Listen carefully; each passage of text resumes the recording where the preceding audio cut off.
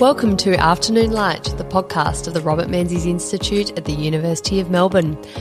I'm Georgina Downer and I'm the host of Afternoon Light. Each week I speak to leading thinkers from around the world about Robert Menzies, his life, his era and his enduring legacy. Hello, and on today's episode of Afternoon Light, I am talking to Nick Dyrenfurth, who is the Executive Director of the John Curtin Research Centre. He's an academic and former Labor speechwriter and advisor, and is the author or editor of 12 books. Some are children's books, I understand, which sounds exciting. But today we are talking about the concept of citizenship, and it has a Menzies angle here. He spoke a lot about it, and there were debates of his era which engaged the concept of citizenship. So welcome, Nick, to Afternoon Light. It's great to have you here in person. I love recording in person. It's nice to be here, Georgina. Thank you for having me on. It's nice to be back on campus. Yes. Having taught here at this distinguished institution. And you taught Australian history, which is so important. I did. And I wish more students would take up Australian history. Yeah, so do I. We did have a very clever and passionate cohort, but I'd like to see more people actually study.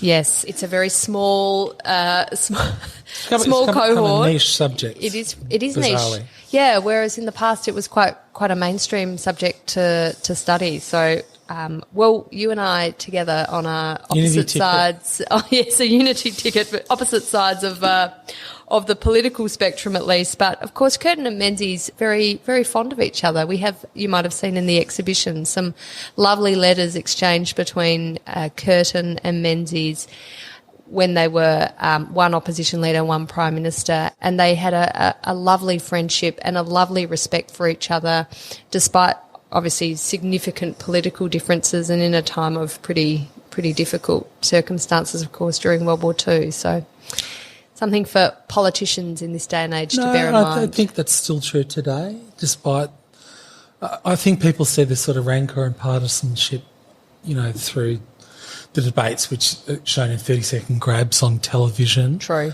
And it doesn't capture a lot of the bipartisanship and the friendships which are formed across the chamber and, Curtin and Menzies.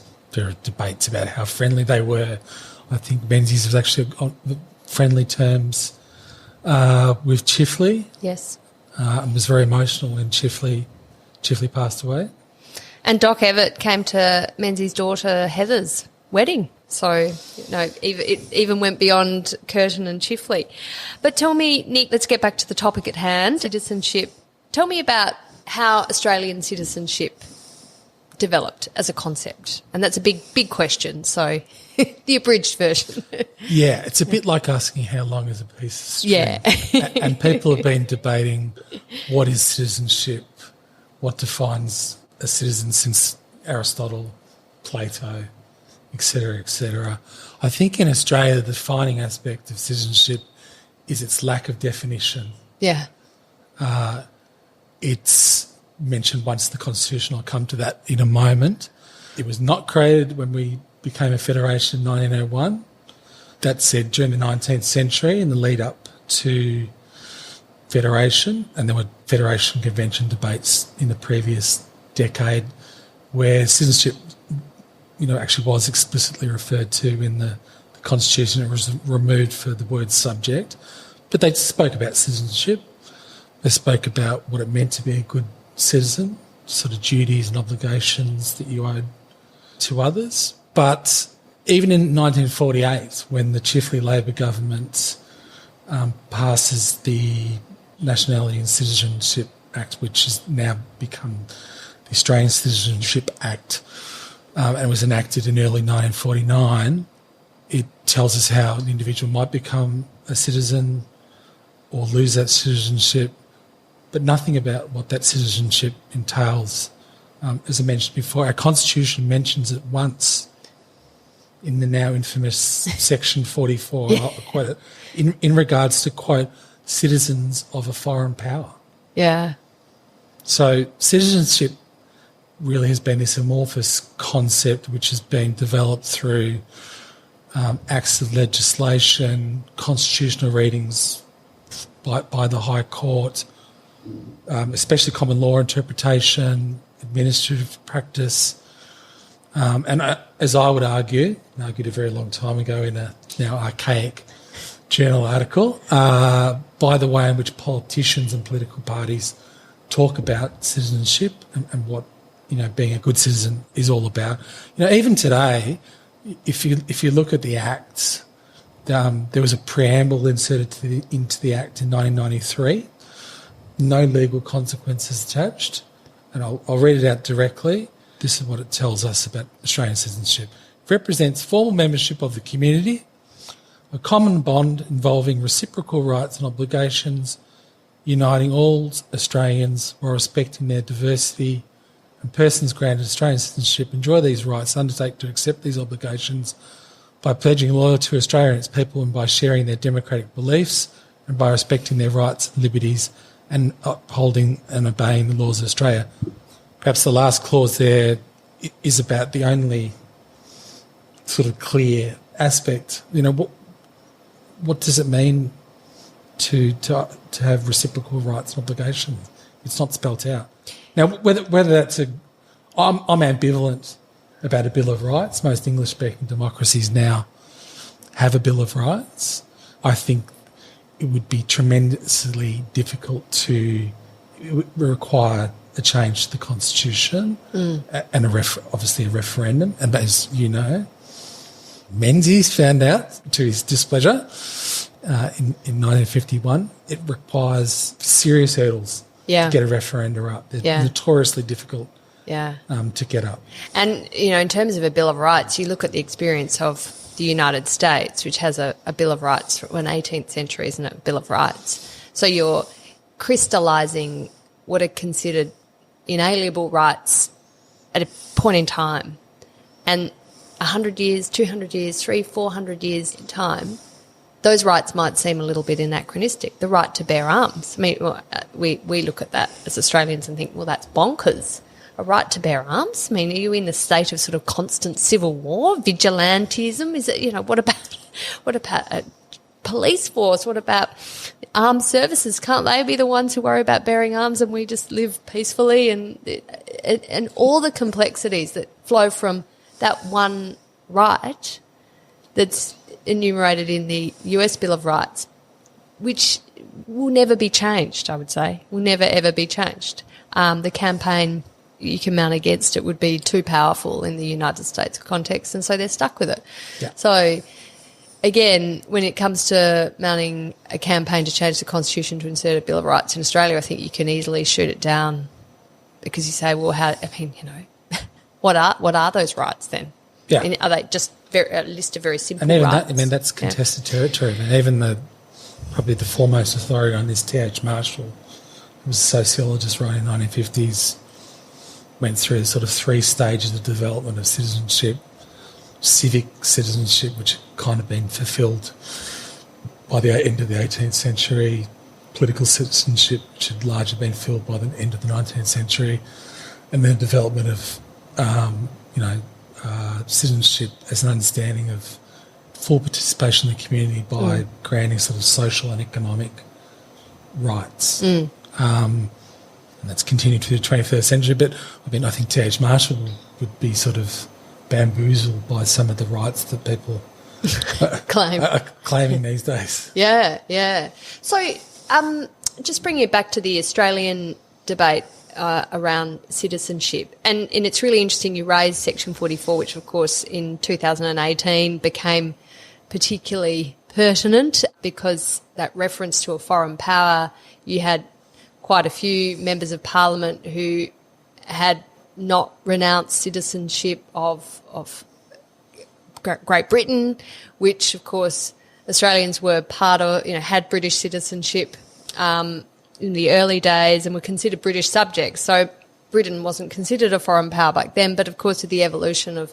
Australia and its relationship to Britain, that changed. And then, we found ourselves with, 12 members of Parliament who were there against the Constitution, and I actually ended up running in a by-election against one of those then former members of Parliament, because she had renounced her British citizenship. She tried to, but it hadn't, I think the paperwork hadn't been signed on the day the writs were issued, but it was by the time of the election. So there was some sort of rather, semantic issue of timing. But the law's the law, and it may be an ass, but it was the law, and so she had to recontest her seat. She won. And I think they all won, didn't they? All and there was the 12. particularly nasty case of Frydenberg. Yes. Which sort of, yeah, we were talking about before. Indeed. About my personal circumstances, which led to a sort of bizarre series of email correspondence. That's right. The peculiarities and the tragedy of history means that some people were rendered stateless, and their citizenship and their kind of ancestry became a little bit cloudy, like in the case of Josh Frydenberg, and your case too. But I think there was just, really in the Frydenberg case, and I sort of came out sort of publicly in support of Josh. There was a very unsavoury element to what was being pursued, even though, putting aside the letter of the law, family had just experienced, a monstrous event, and there was no need for that to be pursued. No, through the High Court. No, indeed, and in the end, he was, of course, found to be a citizen of Australia and only Australia, and not a foreign power. But tell me, so Australian citizenship is really grows out of British citizenship. So tell me about, what was the point where we became just Australian citizens and not British subjects? Wasn't quick, was it? No, very slow. We'd like to think it was a long, long time ago, but it was within our lifetimes. We were British, and there's a famous phrase, independent Australian Britons. We were up until beyond 1948, really, subjects of the Crown, British subjects, not Australian citizens. Well, Australian citizenship was overlaid with subjecthood. And that was largely a bipartisan idea. It then, I think one of the crucial turning points is 1948, although that was subject to debate around its actual real significance and meaning.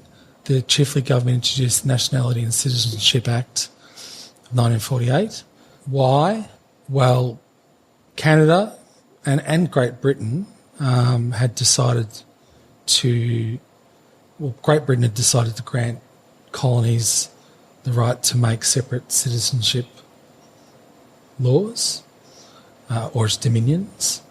This kind of flowed through the Act of Westminster 1931, which had enabled dominions to make laws outside of the British Empire in terms of defence and foreign affairs in times of war.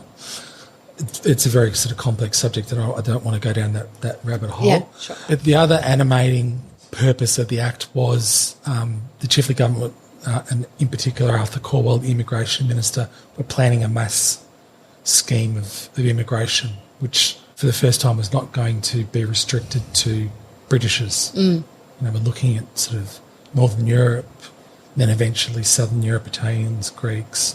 It was initially Balts, Germans, Scandinavians.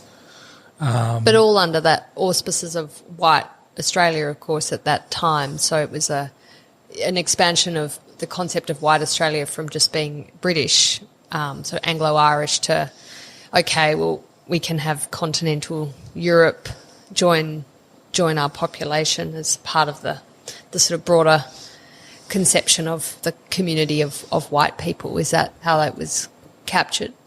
In part, it certainly there was no intention of getting rid of white Australia. No. Explicitly. It was more done, for want of a better word, surreptitiously. There was an expansion of what it meant to be white. And this act did not get rid of British subjecthood. It simply overlaid the concept with Australian citizenship, and indeed Australians could simultaneously be British subjects until 1984. If non-British subjects wanted the right to vote, they had to become naturalised.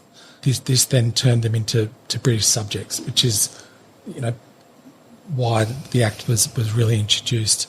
This status was then finally removed by the Australian Citizenship Amendment Act of 1984, which led, as I was telling you before, my father to finally take out Australian citizenship. He came here with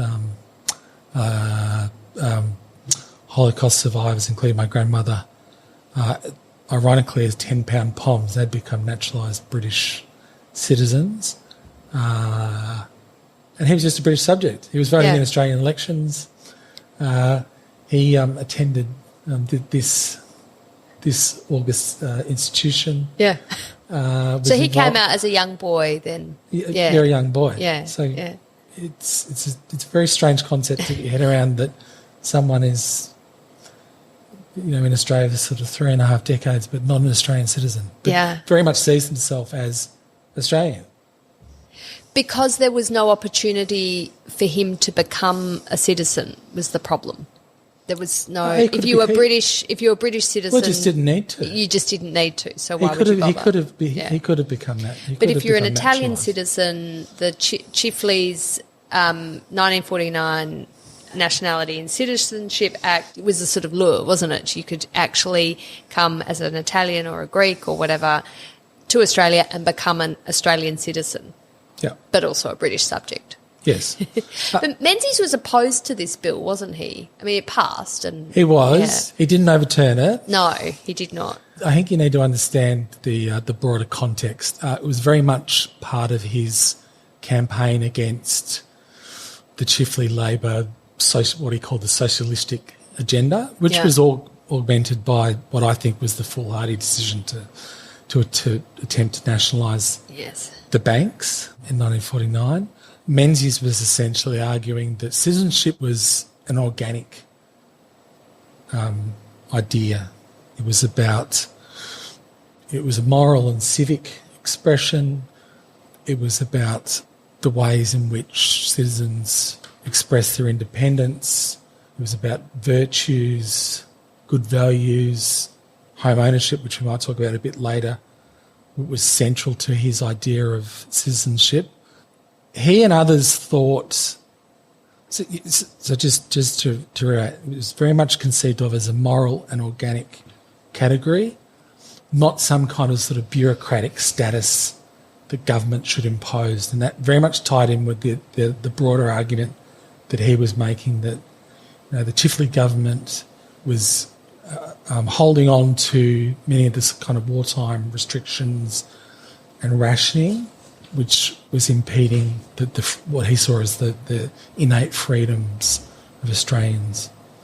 Yeah, it's interesting when you... And he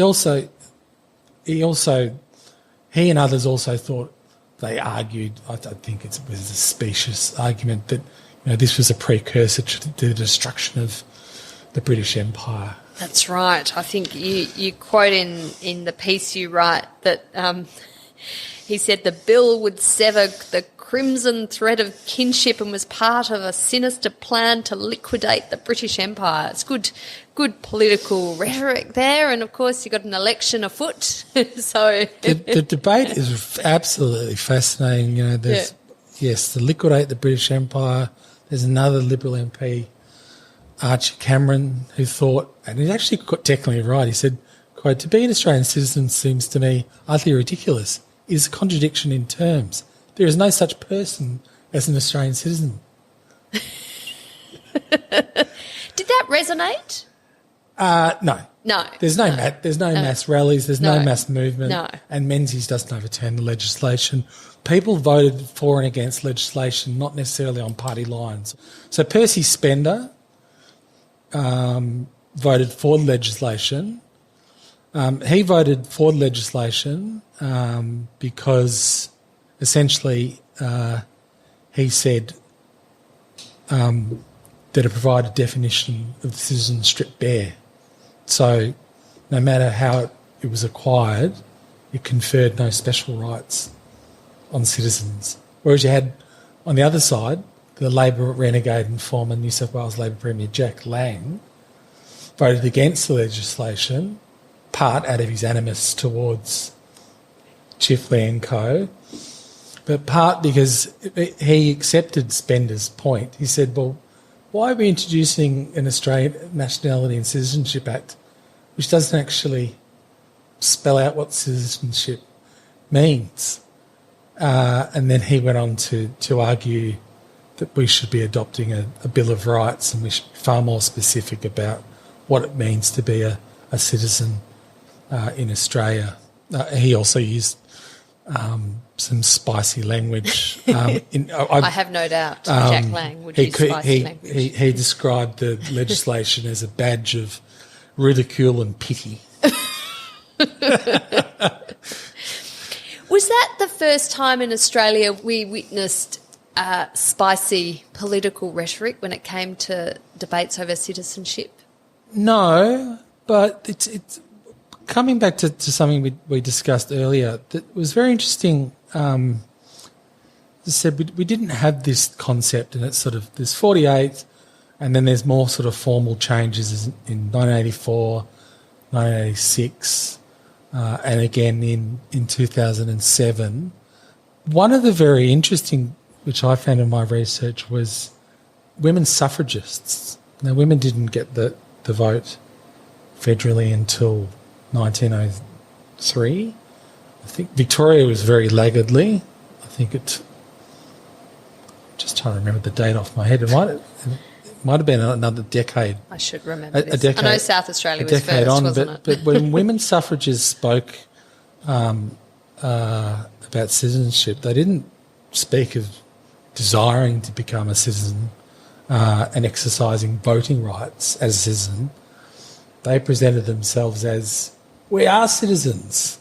Yeah. And they said, we bear all the requisite attributes of a good citizen, commitment, belonging, contribution, but they were simply unable to exercise their voting rights as citizens. But really until 1948, there isn't that kind of sort of heated, vitriolic debate about Australian citizenship. It was simply taken that we were British subjects.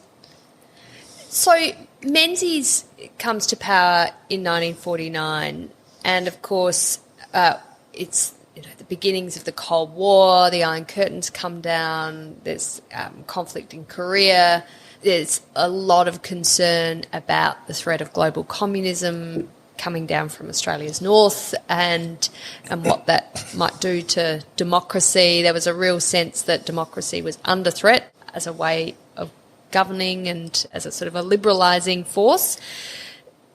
And then, as you were saying before, Menzies conceptualises this sort of moral citizen. A model Australian is someone who is middle class. They're frugal. They're self-reliant. Thrift.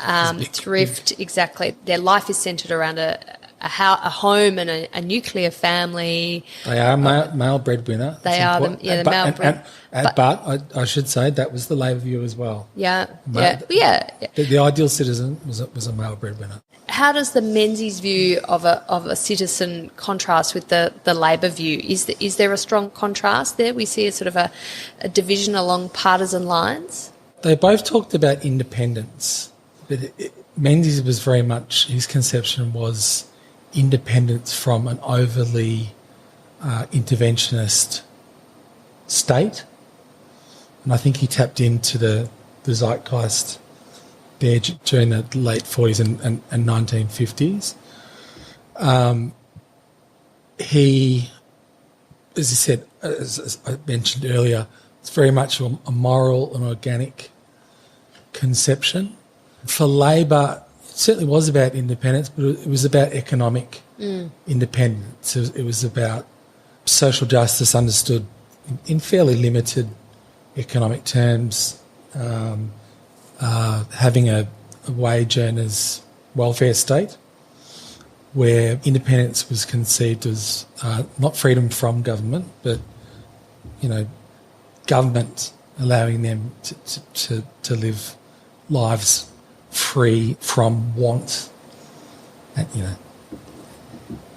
and other undesirable So you're painting a picture where the Labor view of a citizen is someone who has their material concerns dealt with in terms they have a job, they presumably have enough to survive and live okay, whereas Menzies is more idealistic, isn't it? It's about kind of the private aspirations of individuals rather than their economic concerns particularly. They are self-reliant enough that they don't have the state to rely on, and that sort of self-reliance is considered a virtue of the citizen, and they value their home life and their private life as, they cherish it, don't they, as good, upstanding citizens. Yes, that was a large part of his appeal to the forgotten people.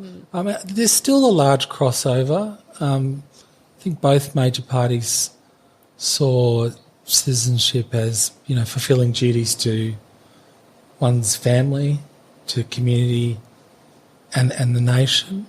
I think people can cherry pick Menzies, and I know small L liberals and conservatives both like to claim his legacies. Yeah.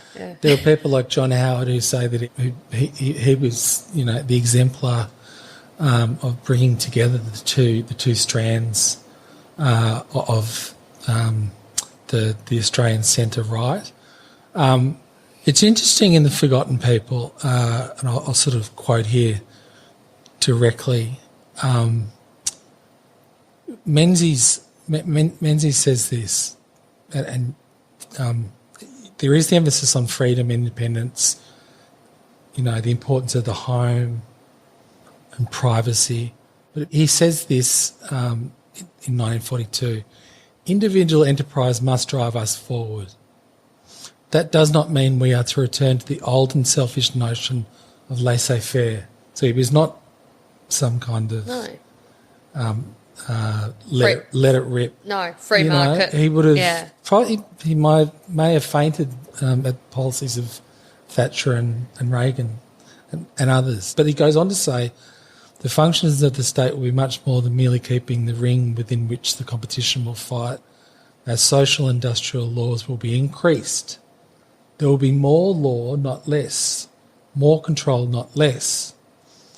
And then in my research, I looked at some of his speeches in Parliament. Again, he's reading the zeitgeist. He understands that Australians during the war have accepted a greater role for government. In 1944, he addresses Parliament and he announces that, and I'll quote him directly again, whatever political party sits on the Treasury bench, that is, forms government, it must be prepared to find for the ordinary citizen every scrap of social security that can be brought to him.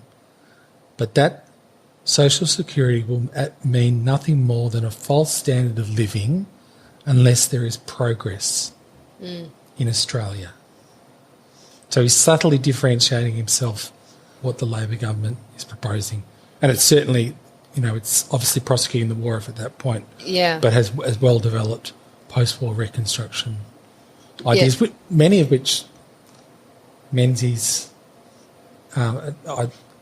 much of my research on citizenship was carried a long time ago. I'll be more generous to Menzies these days. I mean, he really does continue along with post-war reconstruction. The 50s and 60s, there are some Labor people or so-called progressives who think it's this age of sort of sterile materialism and, white picket fence Australia. But under Menzies, unemployment never rose above 3%. There was inflationary problems in 1961, which nearly saw him lose office. Wages were increasing. Wages increased. Your disposable income went up. Disposable income. Disposable incomes were. Unionism was going gangbusters. Australia, manufacturing boomed. We had a car industry at the Snowy Mountains. I often speak to my mum, dad about this. That they talk about growing up in the 50s, particularly my mum who lived in regional Australia. They didn't have a fridge initially. They had an icebox. Yeah. And there was a milkman who came and delivered the milk. She regularly tries to remind me just how much Australia has changed. A lot of that change did actually happen under Menzies. And the other thing in terms of my parents is, and I'll probably get in trouble with my Labor friends here, but one of the Labor mythologies is that working class and poor people only got to university when Gough Whitlam made unis free. Free. Now that's wrong. Yes, because we know that here at the Robert Menzies Institute, and we talk about this a lot. Yes, but my parents came from working class and very poor backgrounds. They both attended the University of Melbourne. How did they get here? They got here on a scheme enacted by Menzies, bonded teacher scholarships, which I think is a great idea, which is at John Curtin Research Centre. We've advocated for that. Anthony Albanese, during the last election, advocated for a limited scheme of bonded scholarship. I think it's a brilliant idea. You have the best of the cream of the working class who get to go to university, which is a privilege, but then give back. Yeah. They're teaching in state schools, so they're passing on their knowledge and wisdom, obviously high calibre, academically performing students and then teachers to the next generation. I mean, I think it's a fabulous idea, and I'm sorry it went by the wayside. Well, there's opportunities for revival, as you know, Nick.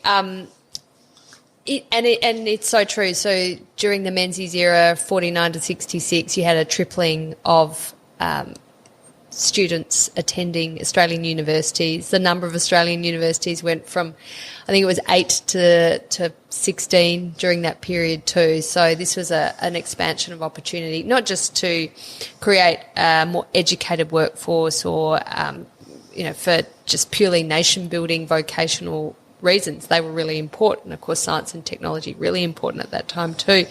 But because Menzies believed in an educated population being critical to our democracy and our citizenry, of course, that we were then able to contribute more fulsomely with public debates, with democratic life and culture, and that just was inherently a good thing rather than just churning out students to fulfil a vocation. And I think there's a lot in that's been lost in contemporary debates about education and higher ed particularly. I think we're on a unity ticket there as well. I think that, I've made the unpopular argument that I think we should have more kids attending TAFE and vocational education rather than being churned through universities where they acquire a degree which doesn't match the reality of the job market. And Menzies was, as you note, was a huge supporter of higher education. He pushed the Commonwealth's involvement in tertiary education probably more than any other Prime Minister up till that date. Chifley obviously establishes the ANU in Canberra. And again, Menzies is big on developing Canberra. And that flows out of Menzies and his parents instilling in him and I think he had 6 siblings. He had 2 brothers and a sister. 2 brothers and a sister? Yeah, Frank and Les and Belle. Yeah. I thought it was more than that.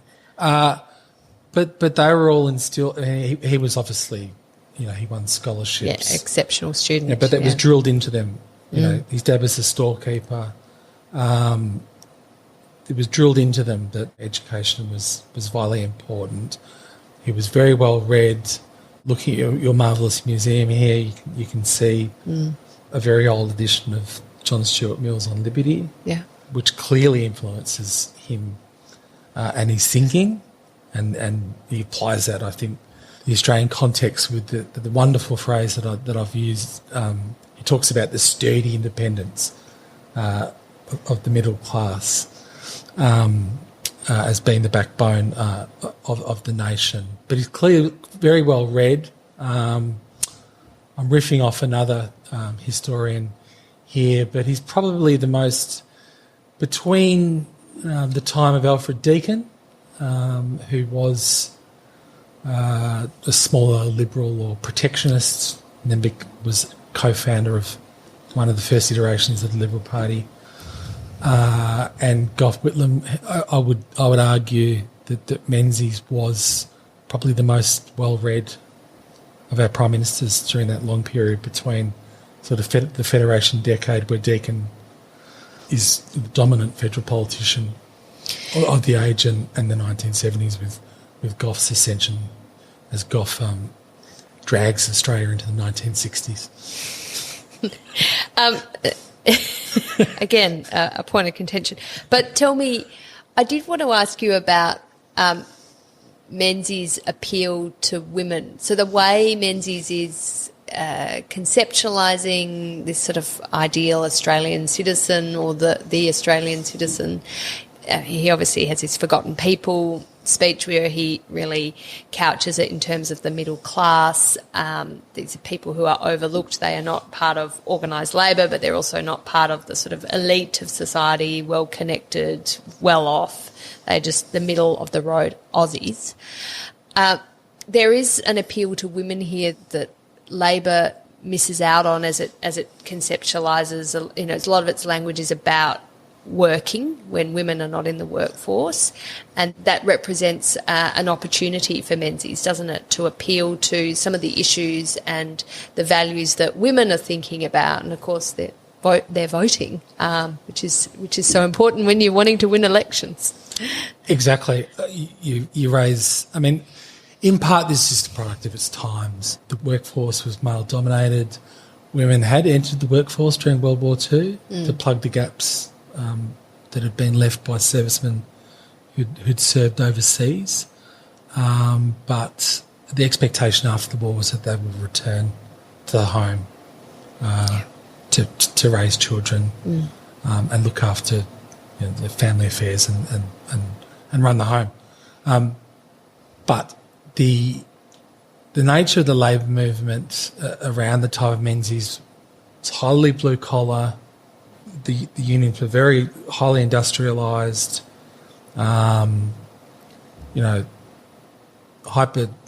very, very, very, very masculine. Yeah. These weren't places where, unions have changed now. You'll now look at blue collar unions and you'll have senior leadership positions occupied by women. That just wasn't the case during the day. No. And that was tying in with the threat of communism around from the late 40s, early mid-50s onwards. Menzies did very much tap into that zeitgeist that, this was a very male-dominated party which does not represent your interests, and there are specific policies.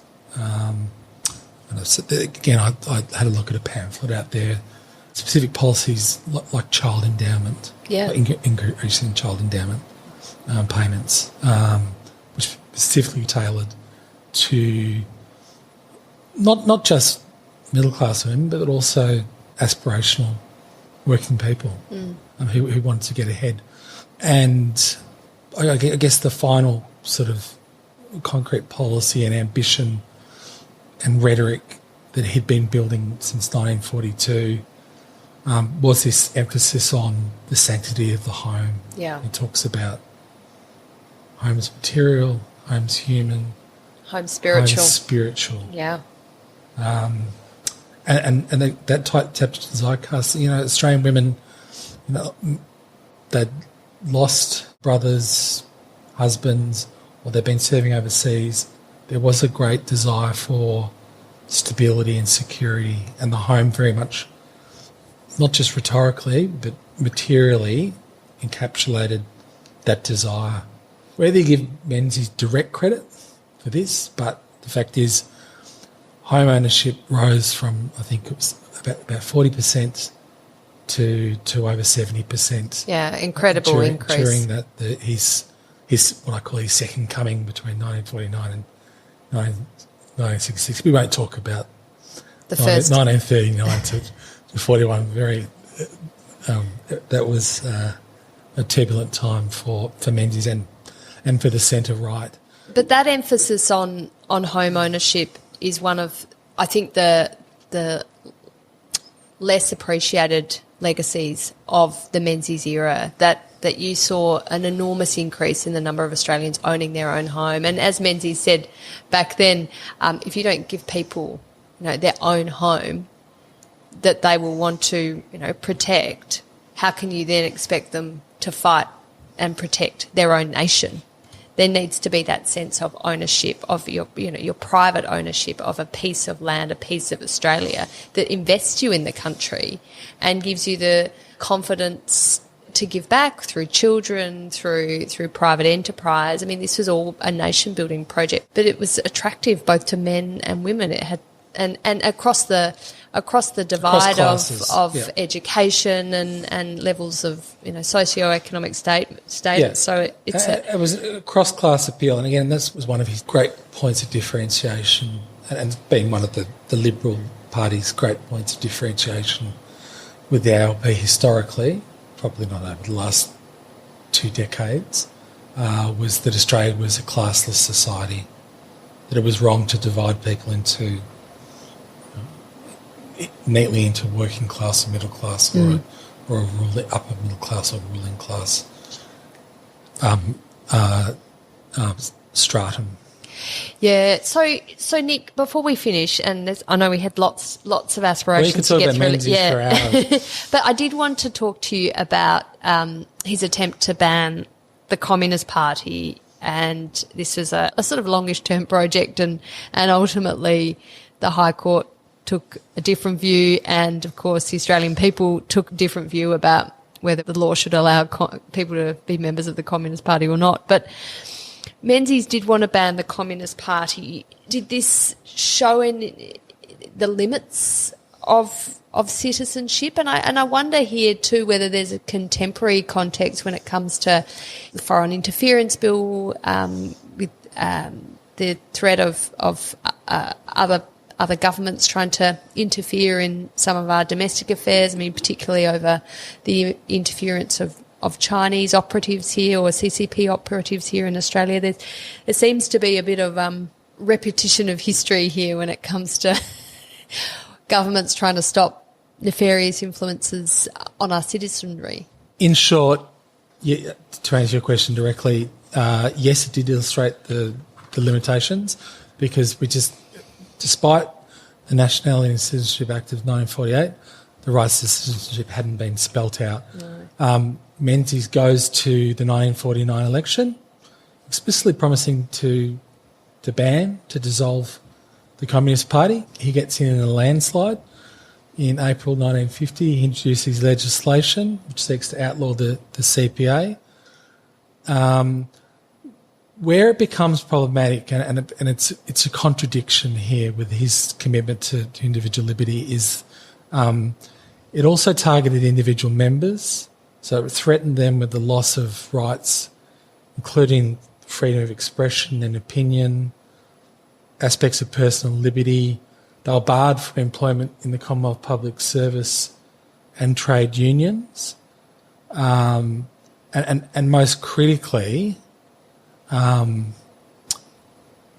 reversed the onus of proof, the burden of proof, which was, the linchpin of British justice, which Menzies was very well acquainted with. This is a man who obviously was a lawyer, a barrister, and took silk.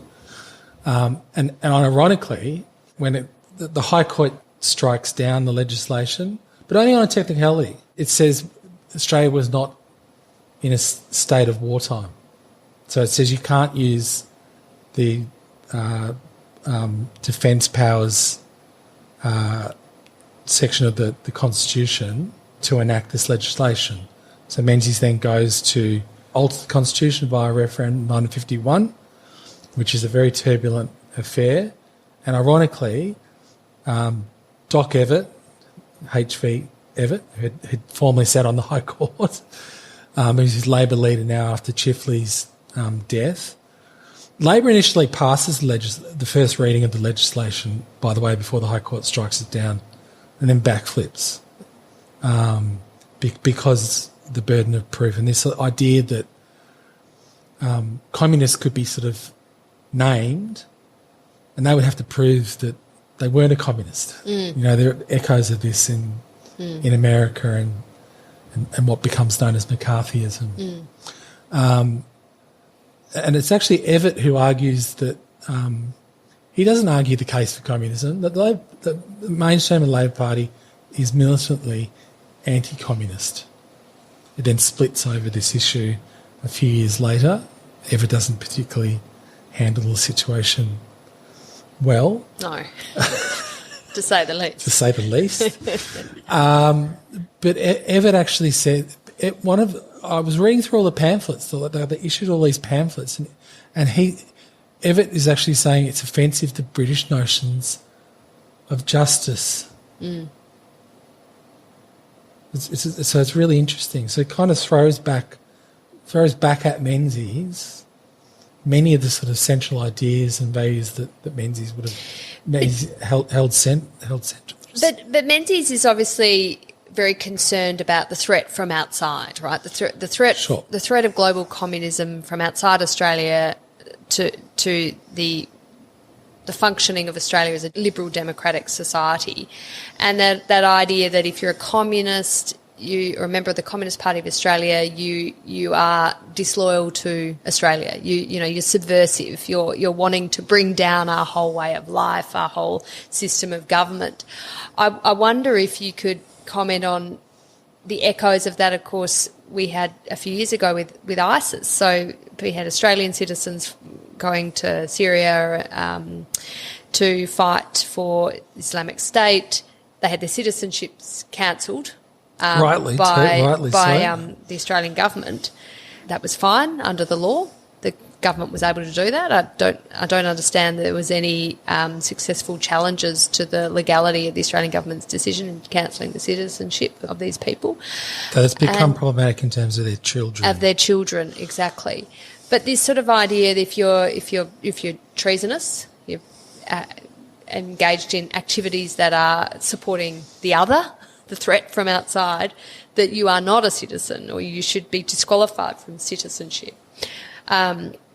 It's an interesting one because there's lots of people in Australia who do really bad things that are against the interests of the state, of society. We don't disqualify their citizenship. So this is where we sort of pick and choose. This is where advocates of a Bill of Rights would say, well, this is why we need one. We need to explicitly set up boundaries around what is acceptable and unacceptable conduct as an Australian citizen.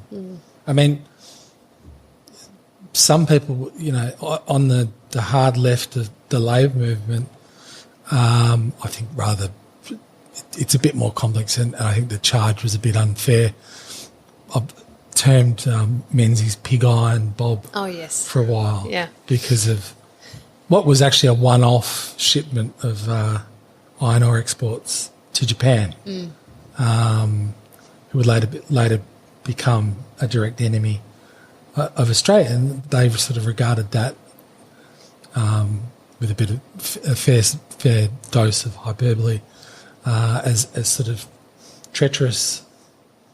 It actually had nothing to do with Menzies.